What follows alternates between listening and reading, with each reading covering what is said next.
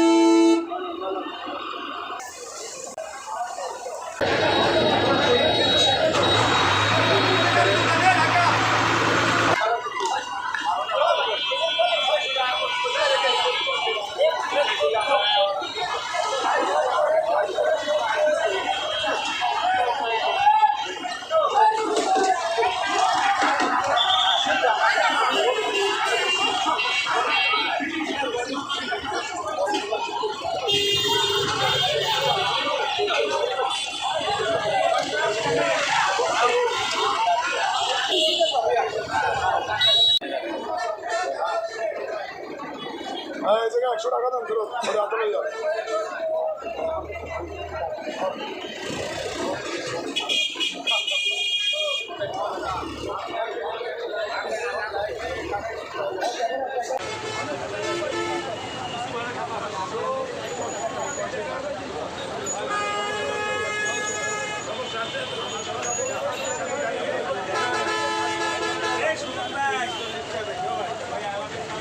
নতুল্লাবাদে আমরা সচরাচর যে জার্নিগুলো করি সেখানকার যে ট্রান্সপোর্ট ফি আছে তার চেয়ে কিছুটা বেশি নিচ্ছে। আমি মনে করি যে 1 থেকে 150 টাকা আমাদের পার ট্রিপে বেশি নিচ্ছে আর কি। Thank you. হায়দ্রাবাদ যাবো, আচ্ছা হায়দ্রাবাদ যাবো, গাড়ি খুঁজতেছি, গাড়ি আছে কিন্তু ভাড়া বেশি, 600 টাকা করে লোকালেই। আর এমনিতে তো আপনার কোনো পরিবহন, বড় পরিবহনের টিকিট পাইনি।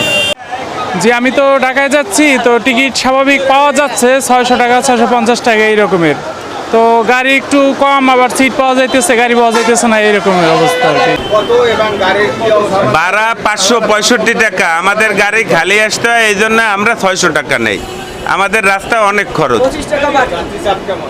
মোটামুটি বেশি না।